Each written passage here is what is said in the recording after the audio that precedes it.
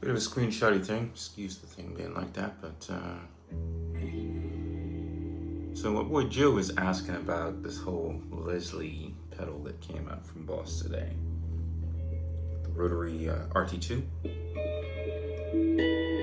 Super micro version, regular Boss size pedal of the, what do you call it? You'll have seen it. That size pedal of the old RT20, which is one of those nice big double ones like the Space Echo.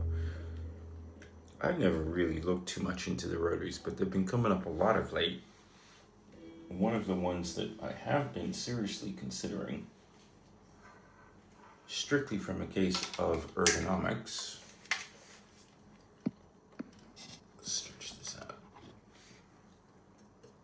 are one of these Keeley ones, because this lineup of their boards, like the Octoside, the Delay, the Zoma, beautiful reverb pedal, this whole line extends on and it has these great big knobs. And unlike the Boss one, there's no dip switchy type little flicky things on the back here, so it's all nice and clean, it's all nice and level, it's all angled like that. The switches are huge, and you've got these big fucking knobs. So, from a MIDI perspective, be nice. From a MIDI perspective, if you're dealing with a Leslie pedal, let's flick over to K-MIDI and I'll show you. This is a regular preset of mine.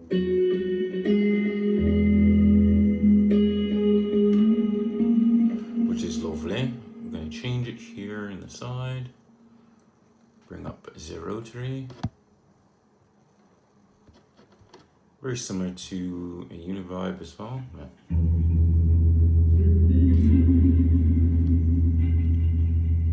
And they're basically a mix.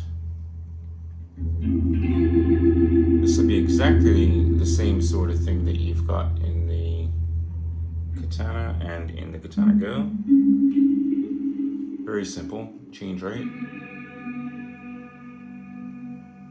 Change depth. It's kind of blocky.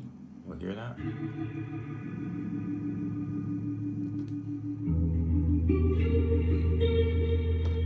So that pedal that's come out today does a whole lot more stuff.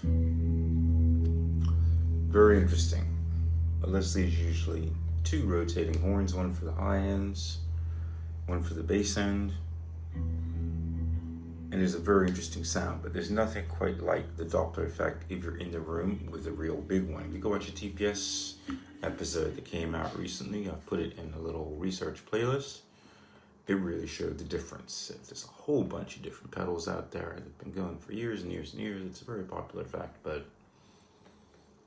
not really one that I've looked at yet. So I was thinking, you know, along with sharing this little research thing and see what Joe comes up with, if he goes with one, I'm gonna probably go with the Keeley one for those reasons, but it's not something that ultimately lights my fire. Some of the songs that are there are classics and, you know, maybe, but it's one of those pedals that I've just always said, down the line, is more important things like the Manus. So we'll see, but I think it's interesting if you're looking at these things to consider from a Mini Mad Signer's perspective, how are the controls working? The one thing that the Boss pedal, which has a lot of stuff on there, those dual concentric encoder knobs, those little 3 switches, the fact that it's that tiny, you'll notice on all of the videos that the guys are playing with it up on a stand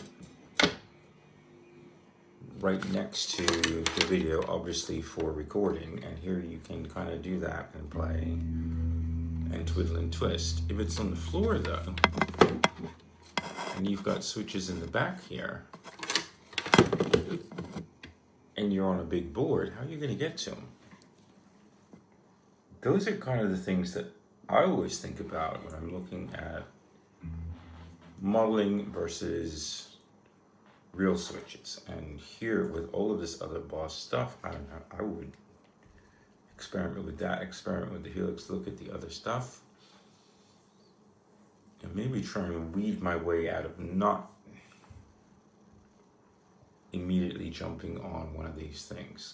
That's kind of the whole idea of YouTube's campaigns of 14 different channels all putting out stuff. Everyone gets super interested in that for a week and then goes and spends money, and then the damn thing sits in a closet, and that's a bad thing. You know, pedals should be played, so we shall see. But I will add this, post the research thing to it, and then leave it as a collaborative playlist. And if people are interested, you can just stick whatever you want in there. Other things that you find. There's a whole bunch of stuff in there about different guys who have gone and built their own desktop Leslie pedals or big Leslie pedals, or just try different stuff, which I think is interesting. Certainly more interesting than that, but boom, back to normal. I don't know.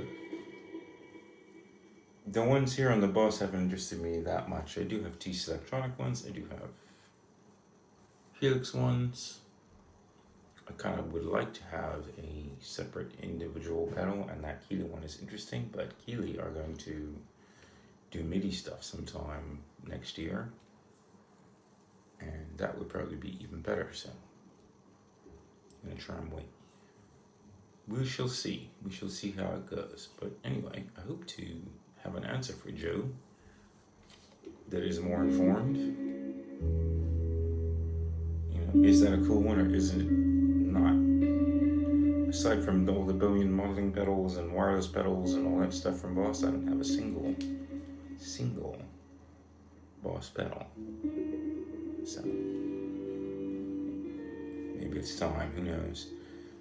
I do know the old dual pedal RT2 was supposed to be super cool. They're getting kind of more and more rare now, so if you do see one, grab it, play with it. Maybe this one would be better, I don't know, but you want stereo rigs, and if you aren't playing with stereo rigs, no real point. But do it, get a wet dry, hook up amps, use your katanas in stereo, katana airs. Anyway, good night.